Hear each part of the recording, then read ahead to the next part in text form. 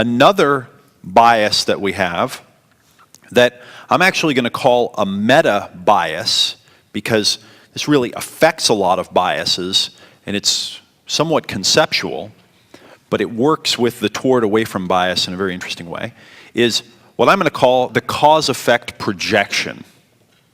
The cause-effect projection. I'm going to show you a diagram here that we'll use a few times in this program.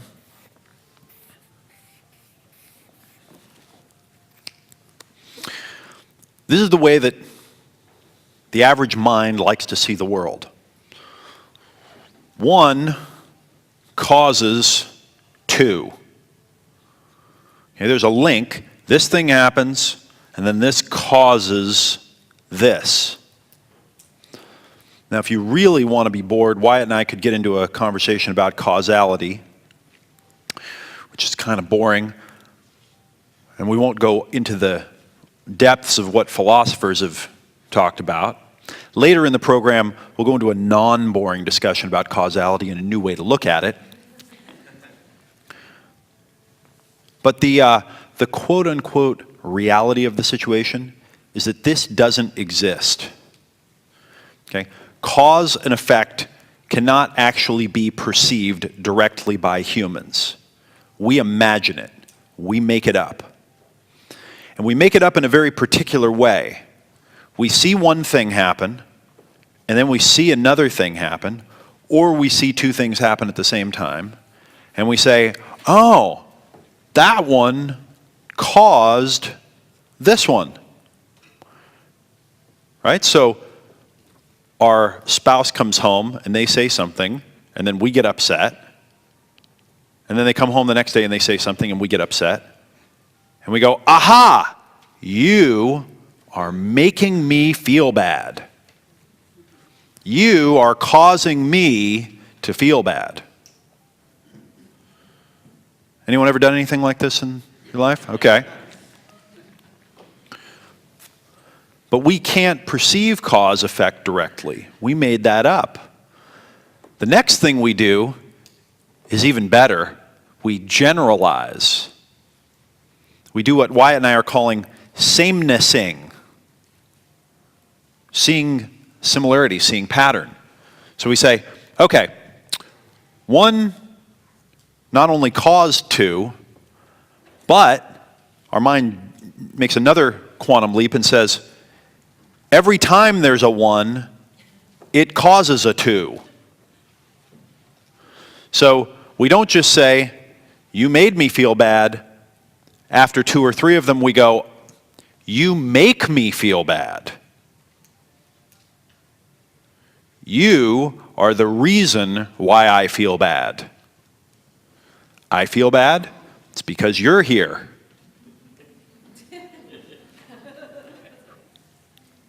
But we do this everywhere. This is sometimes known as meaning. But out here in reality, where most of us are trying to live, there's no such thing as cause-effect. No such thing as direct cause-effect, anyway. That a more accurate way of looking at this would be multiple arrows coming from all different levels and kinds of places into this one, and then this one's arrow going out into a whole bunch of other things over here, and every one of them with literally tens, hundreds, thousands of arrows coming in, and ultimately you realize that everything's connected to everything, and the whole model falls apart.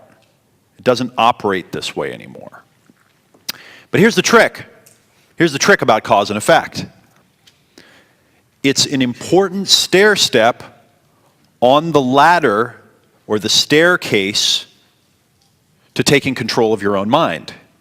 It's an important stair step because the stair step before this was living in an animated, magical world where things just happened and there were forces out there that were probably trying to hurt me and get me that were making them happen.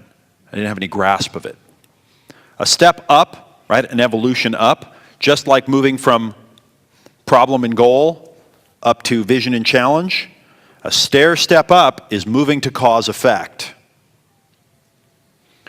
This is what minds love to do, is see it everywhere, project it everywhere. Simple, this causes that, this causes that.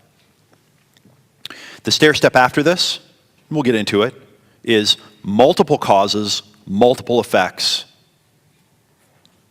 or cause effects. Instead of something being cause and something being effect, this is a cause effect because there are things causing it and it's affecting things, both sides.